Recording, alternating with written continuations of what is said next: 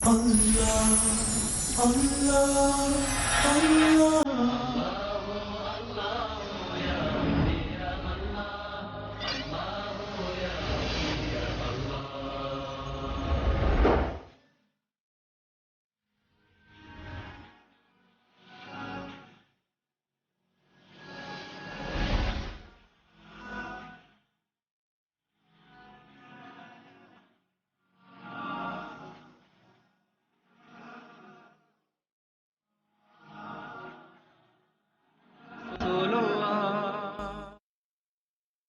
إن الحمد لله نحمده ونستعينه ونستغفره ونعوذ بالله من شرور أنفسنا ومن سيئات أعمالنا من يهده الله فلا مضل له ومن يضلل فلا هادي له وأشهد أن لا إله إلا الله وحده لا شريك له وأشهد أن محمدا عبده ورسوله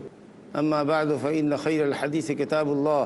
وخير الهدي هدي محمد صلى الله عليه وسلم وشر الأمور محدثاتها وكل محدثة بدعة وكل بدعة ضلالة وكل ضلالة في النار أعوذ بالله من الشيطان الرجيم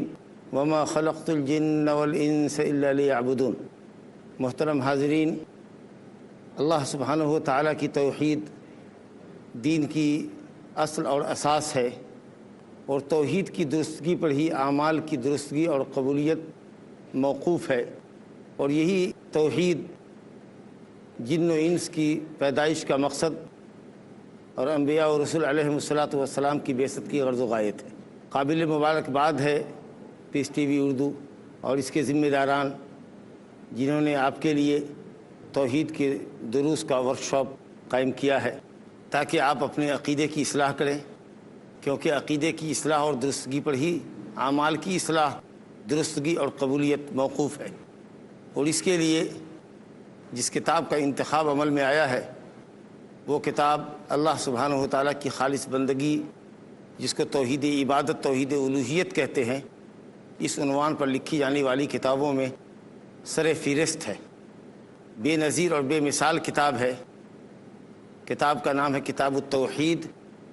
الذی هو حق اللہ علی العبید۔ کتاب التوحید، وہ توحید جو اللہ کا حق ہے اس کے بندوں پر۔ اس کتاب کے مباحث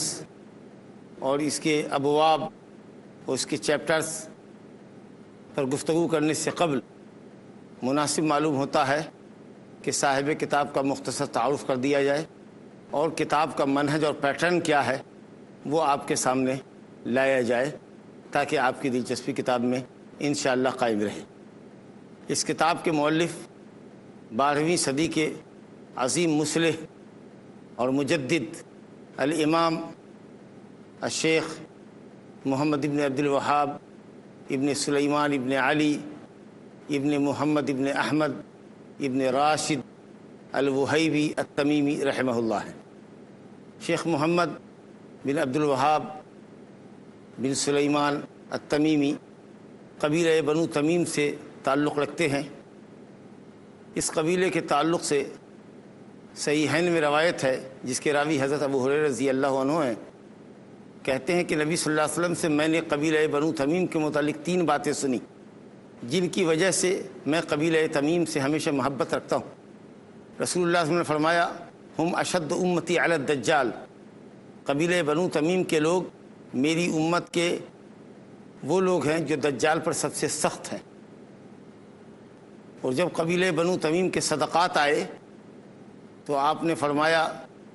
کہ یہ ہماری قوم کے صدقات ہیں، گویا قبیلہ بنو تمیم کو آپ نے اپنی قوم فرمایا۔ اور اسی قبیلے کی ایک لونڈی ماں عائشہ رضی اللہ عنہا کی ملکیت میں تھی، تو نبی صلی اللہ علیہ وسلم نے فرمایا اعتقیھا فإنھا من ولد اسماعیل، اس لونڈی کو آزاد کر دو کیونکہ یہ اسماعیل کی اولاد تھی۔ اس اہم نامی گرامی قبیلے سے صاحب کتاب الامام المجدد شیخ محمد بن عبد الوہاب بن سلیمان التمیمی رحمہ اللہ کا تعلق ہے۔ شیخ کی پیدائش سن 1115 ہجری مطابق 1703 عیسوی مقام عیینہ میں، جو ریاض سے قریب ایک شہر ہے 100 کلومیٹر کے فاصلے پر، وہاں آپ کی ولادت ہوئی۔ ماشاءاللہ علمی گھرانے میں آپ نے آنکھیں کھولی۔ آپ کے والد شیخ عبد الوہاب ابن سلیمان التمیمی رحمہ اللہ بڑے فقیہ اور شہر کے قاضی تھے۔ آپ نے اپنے والد کے سائے عطفت میں زندگی گزاری اور ان سے عقیدے کا، حدیث کا، تفسیر کا، فقہ کا علم حاصل کیا۔ نہایت ذہین و فطین تھے۔ 10 سال کی عمر سے قبل قرآن مجید مکمل حفظ کر لیا، اور جب 12 سال کے ہوئے تو والد محترم نے مسجد کا امام آپ کو مقرر کیا، اور اسی 12 سال کی عمر میں آپ کی شادی بھی کر دی۔ طلب علم کی بے پناہ رغبت آپ کے دل میں پائی جاتی تھی۔ ہمیشہ مطالعے میں، کتب بینی میں، اسٹڈی میں آپ لگے رہتے تھے۔ وہ خاص کر شیخ الاسلام ابن تیمیہ اور ان کے شاگرد رشید علامہ ابن القیم رحمہ اللہ کی تالیفات اور تصنیفات سے والہانہ محبت رکھتے تھے۔ پھر طائر شوق نے حرمین شریفین کی راہ لی۔ سوچا کہ اپنے شہر سے نکل کر حرمین شریفین کے علماء سے علم حدیث و فقہ حاصل کریں۔ چنانچہ سب سے پہلے مکہ گئے، وہاں فریضہ حج کی ادائیگی سے فارغ ہوئے، اور آپ نے وہاں کے علماء سے علم حاصل کیا۔ پھر مدینہ نبویہ کا رخ کیا، اور وہاں خاص طریقے سے 2 بڑے عالم عبداللہ بن ابراہیم آل سیف اور علامہ محدث محمد حیات سندھی رحمہ اللہ سے اکتساب فیض کیا، حدیث کا بطور خاص علم حاصل کیا، اور پھر اس کے بعد اپنے وطن اوینا تشریف لائے۔ طلب علم کے شوق میں آپ عراق بھی گئے، اور عراق کے مشہور شہر بصرہ کے اندر آپ فروکش ہوئے۔ وہاں شیخ محمد المجموعی کے گھر میں قیام کیا، اور زیادہ تر علماء سے اکتساب فیض، اکتساب علم آپ نے شہر بصرہ میں کیا۔ شہر بصرہ کے اندر طالب علمی کے زمانے میں آپ نے یہ عظیم کتاب التوحید الذی هو حق اللہ علی العبید تصنیف فرمائی، جیسا کہ ان کے پوتے علامہ عبد الرحمن بن حسن رحمہ اللہ، جنہوں نے اس کتاب کی ایک عظیم شرح فتح المجید لشرح کتاب التوحید لکھی ہے، انہوں نے لکھا ہے کہ دادا جان نے یہ کتاب بصرہ میں قیام کے دوران طالب علمی کے زمانے میں تصنیف کی تھی۔ اس کے بعد آپ شام جانا چاہتے تھے، لیکن قدرت کو منظور نہیں تھا، کچھ رکاوٹیں آ گئی، آپ پھر اپنے وطن معروف لوٹے۔ لیکن جب تک آپ عراق سے لوٹتے، اس وقت تک آپ کا خاندان، آپ کے والد شہر اوینا چھوڑ کر شہر حریملہ آ گئے تھے، جو ریاض سے قریب ہے۔ اور اس درمیان میں واپسی میں مقام احسا اور دوسرے مقام سے گزرتے ہوئے وہاں کے علماء اور فضلاء سے بھی علم حاصل کیا۔ جب شہر حریملہ آئے تو آپ نے درس و تدریس کا سلسلہ قائم کیا، دعوت کا کام کیا، اور ماشاء اللہ نہایت ذہین و فطین آدمی تھے۔ قول حق اور رد باطل میں انتہائی جری اور انتہائی شجاع تھے۔ بلا خوف لومۃ لائم، کسی ملامت گر کی ملامت کی پرواہ کیے بغیر حق اور اللہ سبحانہ وتعالیٰ کی توحید جو اول واجب ہے انسان کے اوپر، اس کو آپ نے نہایت تندہی کے ساتھ، دل جمعی کے ساتھ، رغبت کے ساتھ پیش فرمایا، اور شرک و بدعت پر رد کیا۔ جہاں بہت سے لوگ آپ کے مداح ہوئے اور بہت سے لوگوں کے دلوں میں آپ کی محبت بیٹھی، وہیں شہر کی اکثریت کفر و شرک پر کھلا رد کرنے کے نتیجے میں آپ کی مخالف ہو گئی اور تکلیفیں دینے شروع کی۔ اتنا پریشان کیا کہ آپ کے والد کو یہ کہنا پڑا کہ آپ اپنی ایکٹیویٹی، اپنی دعوتی سرگرمی کم کر دیجیے۔ پھر والد کے انتقال کے بعد آپ نے پھر پوری تندہی دکھائی، اور پوری دل جمعی اور نشاط اور رغبت کے ساتھ دعوت توحید کا کام آپ نے شروع کیا۔ لیکن لوگ آپ کے دشمن ہوئے، اور چند لوگ ایک دن آپ کے قتل کے ناپاک ارادے سے آپ کے گھر کی دیوار پر چڑھ آئے، جس کو کچھ لوگوں نے دیکھا تو ڈانٹا ان کو اور پھر وہاں سے بھگایا، اور مخلصین نے مشورہ دیا کہ یہ شہر میں آپ کے لیے اقامت بہتر نہیں ہے، لوگ آپ کی جان کے پیچھے پڑ گئے ہیں، لہٰذا آپ شہر چینج کر دیجیے۔ حریملہ سے پھر آپ مقام اوینا آئے، جو آپ کا مولد و مسکن تھا۔ وہاں کا امیر عثمان بن معمر تھا، آپ اس سے ملے، آپ نے اللہ سبحانہ تعالیٰ کی توحید کی طرف اس کو بلایا، کہا اللہ سبحانہ تعالیٰ کی شریعت کو نافذ کرو، اللہ رب العالمین زمین میں غلبہ اور تمکنت عطا فرمائے گا، تمہارے مقام اور مرتبے کو بلند کرے گا، کیونکہ اللہ کا وعدہ ہے وَلَيَنْصُرَنَّ اللَّهُ مَن يَنْصُرُهُ إِنَّ اللَّهَ لَقَوِيٌّ عَزِيزٌ، جو اللہ کی مدد کرتا ہے اللہ ضرور بھی ضرور اس کی مدد کرتا ہے۔ ان آیات کی روشنی میں عثمان بن معمر کو توحید کی طرف بلایا، اللہ کی شریعت کو نافذ کرنے اور عملی تطبیق کی طرف بلایا اور کہا کہ اللہ تعالیٰ نصرت اور غلبہ نصیب فرمائے گا۔ اس نے حامی بھر لی اور آپ کی مدد و اعانت کا وعدہ کیا۔ چنانچہ اس کی مدد و اعانت کے ساتھ اللہ کی توفیق سے آپ شرک اور بدعت کے مظاہر کو مٹانے لگے، ان درختوں کو کاٹنے لگے یا کٹوانے لگے جن درختوں کی لوگ تعظیم کرتے تھے، جہاں لوگ اپنی مرادیں مانگنے کے لیے جایا کرتے تھے۔ قبروں پر بنے ہوئے قبوں کو ڈھانا شروع کیا اور اسلامی سزاؤں کو نافذ کیا۔ چنانچہ اسی درمیان میں ایک عورت جس سے زناکاری سرزد ہو گئی تھی اور اعتراف جرم کرنے آئی تھی، تو حضرت امام صاحب کتاب رحمہ اللہ نے جو عثمان بن معمر کے مشیر، وزیر، مفتی اور عالم اور قاضی کی حیثیت رکھتے تھے، فیصلہ اور فتویٰ صادر کیا کہ اس عورت کو رجم کر دیا جائے۔ شادی شدہ عورت تھی، چنانچہ اس کو رجم کیا گیا۔ پورے نجد میں یہ خبر جنگل کی آگ کی طرح پھیلی اور یہ خبر احسا کے حاکم سلیمان بن محمد بن عرعیر کے پاس پہنچی۔ وہ غصے سے لال پیلا ہوا اور اس نے عیینہ کے امیر عثمان بن معمر کو لکھا کہ محمد بن عبد الوہاب کو قتل کر دو، کیونکہ اس نے ایک عورت کو قتل کیا ہے یا اس کے فتوے سے قتل کی گئی ہے، حالانکہ اسلامی سزا تھی۔ زانی شادی شدہ ہو اور جرم ثابت ہو جائے تو اس کی اسلامی سزا ہے کہ رجم کر دیا جائے، لیکن اس کے نتیجے میں کہا کہ ان کو قتل کر دو۔ چنانچہ عثمان بن معمر نے امام الدعوہ کو، شیخ محمد بن وہاب رحمۃ اللہ علیہ کو، حاکم احسا کے حکم سے آگاہ کیا اور کہا کہ مجھے خوف ہے یا یہ سمجھ کر کے کہ اس کی ریاست کے اندر تھی اور وہ سالانہ امداد کیا کرتا تھا، ڈر گیا عثمان بن معمر کہ کہیں اگر اس نے محمد بن وہاب کو اپنے شہر سے نہیں نکالا تو سالانہ امداد احسا کا امیر بند کر دے گا، ہو سکتا ہے کہ فوجی کارروائی بھی کرے اور ذلیل و رسوا کرے۔ اس لیے امام محمد بن وہاب رحمۃ اللہ علیہ سے کہا کہ آپ شہر عیینہ چھوڑ دیجیے۔ آپ کہا ٹھیک ہے، لیکن ایک فارسی کو آپ کے پیچھے لگایا اور سمجھا دیا کہ جب یہ شہر سے باہر نکل جائیں تو ان کو قتل کر دینا تاکہ حاکم کے حکم پر عمل ہو جائے، اور یہ بات بھی رہ جائے کہ ہم نے آپ کو پناہ دیا تھا، آپ کی نصرت اور حمایت کا وعدہ کیا تھا، تو شہر میں ہم نے قتل نہیں کیا، کسی فارسی نے آپ کو قتل کر دیا دھوکے سے، تو اس میں ہمارا کیا قصور ہے؟ لیکن اللہ رب العالمین جس کو رکھے اس کو کون چکے۔ سلسلہ کلام جاری ہے، انشاءاللہ تعالی مختصر سے وقفے کے بعد پھر آپ کی خدمت میں حاضر ہوں گا۔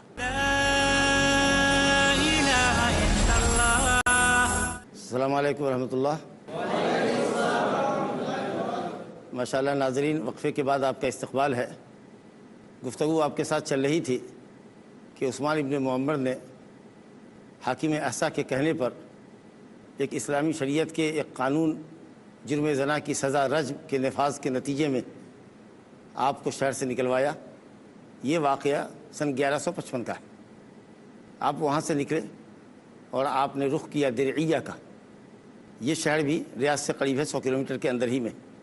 وہاں کے حاکم تھے امام محمد بن سعود رحمہ اللہ۔ درعیہ میں آپ نے قیام اپنے ایک شاگرد علی عبد الرحمن ابن سویلم کے پاس کیا۔ شاگرد نے بڑی تکریم سے آپ کو گھر میں بٹھایا۔ لوگوں کو معلوم ہوا کہ شیخ امام آئے ہوئے ہیں تو وفد کی شکل میں جا کر آپ سے ملاقات کرتے تھے، آپ سے استفادہ کرتے تھے، یہاں تک کہ امیر درعیہ امام محمد بن سعود رحمہ اللہ بھی تشریف لائے، ملاقات کی، دعا سلام کے بعد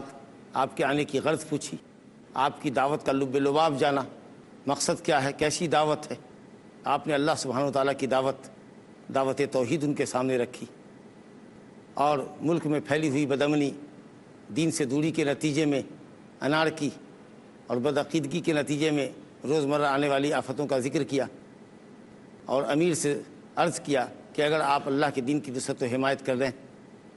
اور اللہ کی شریعت کو نافذ کریں اور توحید کی دعوت کو پھیلانے میں آپ ہماری مدد کریں تو ہم اللہ رب العالمین کے وعدے کی روشنی میں آپ سے وعدہ کرتے ہیں کہ اللہ رب العالمین آپ کو اور آپ کی اولاد و احفاد کو، آپ کی ذریت کو زمین میں غلبہ نصیب فرمائے گا اور دنیا اور آخرت کی سعادت سے بہرور کرے گا۔ امام محمد بن سعود کے سینے کو اللہ نے کھول دیا،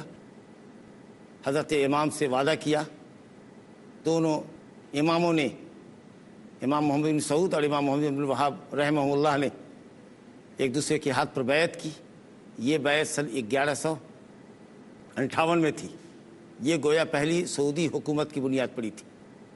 اور پہلی مرتبہ سیف اور قلم، امام محمد بن سعود کی تلوار اور امام محمد بن وہاب رحمہ اللہ کا قلم اور آپ کی زبان اکٹھا ہوئی، اور اس کے بعد جب دعوت دین پھیلائی گئی اور توحید کی دعوت عام کی گئی تو ماشاء اللہ چند سالوں کے اندر ہی پورا نجد توحید کی آواز سے گونج اٹھا اور شرک کے مظاہر ختم ہو گئے، اور اللہ رب العالمین نے محمد بن سعود کو پورے نجد کا حکمراں بنا دیا۔ ان کے انتقال کے بعد دعوت توحید کی راہ میں زبردست مدد ان کے صاحبزادے امام مجاہد عبدالعزیز بن محمد بن سعود نے کی، اور انہوں نے بھی شیخ کی دعوت کو پھیلانے میں پوری صلاحیت صرف کر دی اور پوری فوجی مدد کی۔ اس کے بعد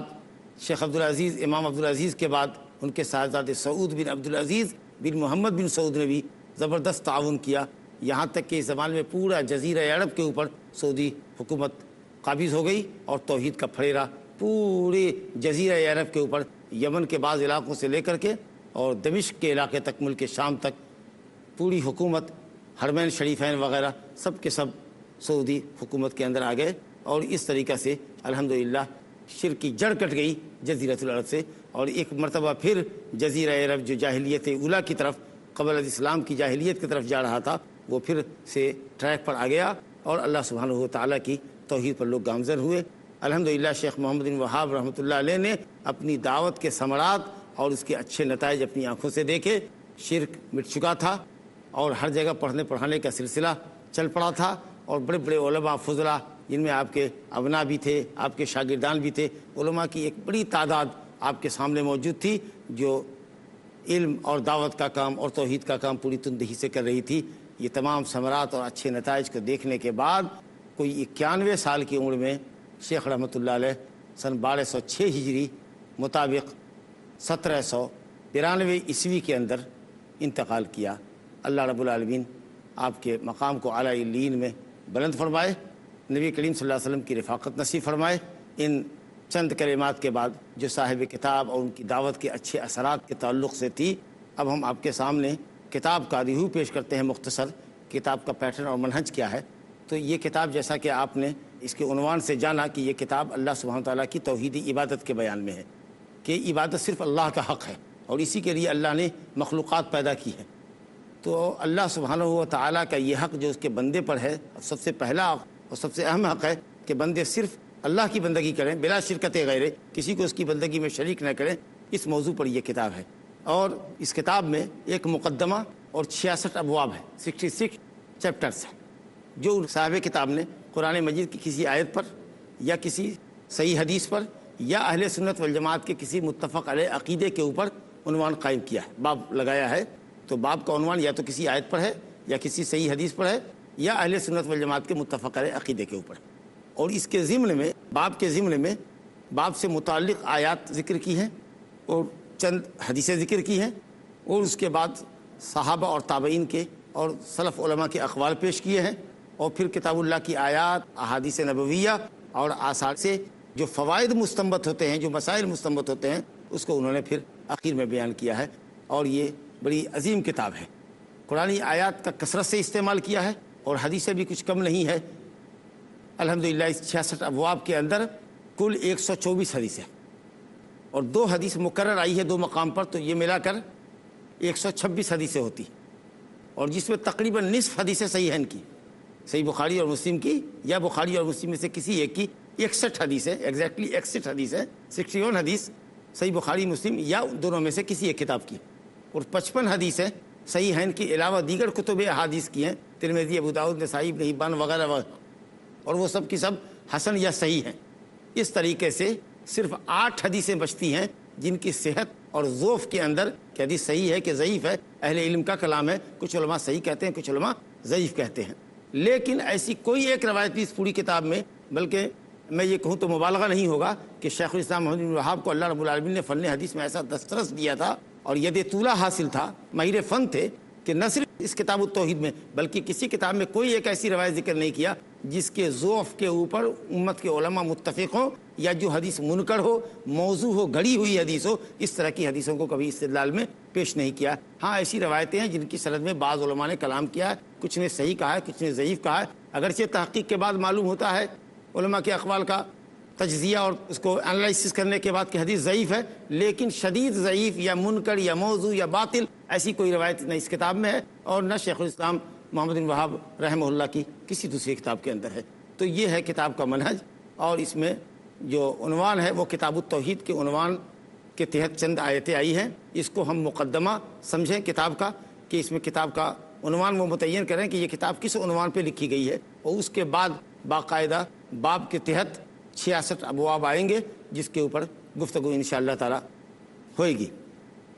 تو الحمدللہ اس طریقہ سے یہ کتاب بہت ہی نیٹ کلین کتاب اور خالص قرآن اور سنت کے دلائل پر مبنی کتاب ہے، کتاب التوحید الذی هو حق اللہ علی العبید، وہ توحید جو اللہ کا اس کے بندے پر حق ہے، جس کے لیے اللہ نے بندے کو پیدا کیا ہے، وہ حق کیا ہے۔ پہلی آیت کے طور پر صاحب کتاب نے مقدمے کے اندر جو کتاب التوحید کے عنوان سے مقدمہ لکھا ہے، اس کے اندر پہلی آیت سورہ زاریات کی آیت نمبر 56 ذکر کی ہے۔ اللہ رب العالمین فرماتا ہے وَمَا خَلَقْتُ الْجِنَّ وَالْإِنسَ إِلَّا لِيَعْبُدُونَ، میں نے جن و انس کو، رب العالمین فرماتا ہے کہ میں نے جن و انس کو نہیں پیدا کیا مگر